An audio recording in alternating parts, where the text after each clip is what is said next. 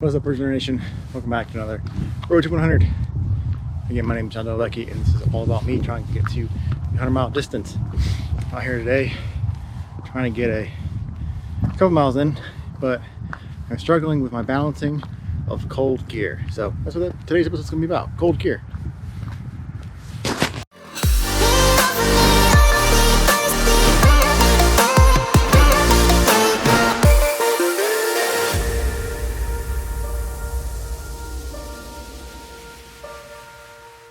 "100% of the time, I will always decline to ever be part of Paul Hardy's Hate the Heat Club, because honestly, I hate the cold. Pretty much anything lower than 40, don't care. I hate it. Even 40 is a stretch sometimes. But I don't know if it's because of personal, which definitely plays a part into it, but also clothing. For me, I got poor circulation in my fingers, toes, so and even in the 40s, like, I'm wearing gloves. It's too cold for me. Light jacket, stuff like that, hat, and I just can't do it. It's not me.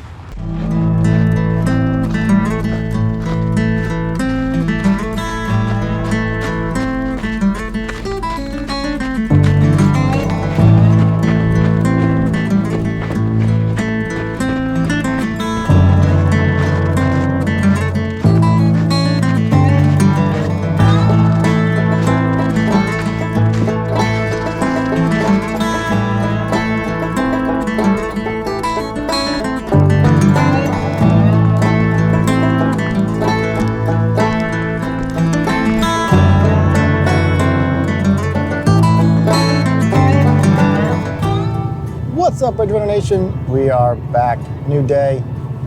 Yesterday's run was pretty good. Ended up doing, well, pretty good is a loose term. Did like 4.7 something. Just really struggled with the snow. So I tried to go off trail, some single track that was up back by off the bike path, and that was just awful, and I just walked. So I got cold because I was walking. Then I got back on the bike path, and that was a little bit better, but not good. I don't know, I don't get it. My feet don't work that way. It just feels like I'm running on like this squishy, it's almost like mud, but worse. Like, I would rather run on mud almost than weirdly packed and unpacked snow. It's interesting. Most of the time I just avoid that stuff and just run on asphalt somewhere. So is what it is there. But 4.78 miles, just over an hour, so it was pretty slow, like I said. But sorry, I am driving to Columbus right now, and the roads are hit or miss at the moment, so it was just a bad spot. It's just covered. Saw one accident on the way down here. There was a tractor trailer in the ditch on the right side of the road. It looked like it was like hadn't happened too long ago. There's a bunch of guys stopped, pulled over, directing traffic because the cops weren't even there yet. And this is mounted, so I am driving correctly, and the GoPro is mounted. So I'm just talking. But that's totally off topic. So let's get back to what I was talking about. So I wanted to talk about specifically cold weather gear, managing cold temperatures with wind, without wind, in the sun and not in the sun. There's just so much variations. So yesterday when I was running, I was doing pretty well, but it was like on and off, like, you know, into the wind, you know, I'm like hoods up, and I'm all the way zipped up on my jacket, and then I change direction and I'm overheating in a few minutes, and I have to like take the hood off and unzip the jacket some. You know, I was taking my mittens on or off, trying to figure it out. When I went running the other day, when it was, I think it was low teens, I was bundled up like crazy, and when I got back, it was like, for me, my abdomen was very cold. Chest was fine, arms are fine, legs are fine, hands were good in the mittens. my toes were cold. The foot itself was fine. It's just the toes get real bad. And I think, you know, I am using a merino wool sock, but I need to invest in some of the, I was gonna try the Gore-Tex shoes and see how those work out for me. Continuing our conversation into winter weather gear, I currently use like an Under Armour cold, like thermal base layer. And then I typically put a short sleeve or a long sleeve shirt on top of that, depending on how cold it is. And then I wear either one of my North Face jackets. I just got a Patagonia, Houdini jacket, but it seems really thin. So I don't know if I want to use it in the wintertime so much. Definitely something I would use, you know, spring and fall. My North Face ones feel a little bit more thicker, have more weight to them. Then for my hat, some cheap thing, but I wanted to get a bigger or better hat because I don't feel like this one doesn't fit very well. Like it doesn't come down and cover my entirety of my ears. So for me, a lot of the times when I'm out there, time is a huge factor for me and how cold I am. If I'm out there for an hour, I'm gonna be a lot colder. So a lot of times I make my runs in the winter shorter for that reason. But mostly for me, it's my face. My face gets the coldest, and so do my toes. My fingers were pretty bad too a lot of times, but a proper pair of mittens has helped that tremendously. And now they could potentially even sweat. So mittens are huge, huge for me. The other thing is, you know, flipping over to merino wool sock, which helps. I've been using the Features brand of socks. I was thinking about trying to get a pair of Darn Toughs as well, but I'm just doing one pair at the moment. See what I like. I said Gore-Tex is something I've been looking into.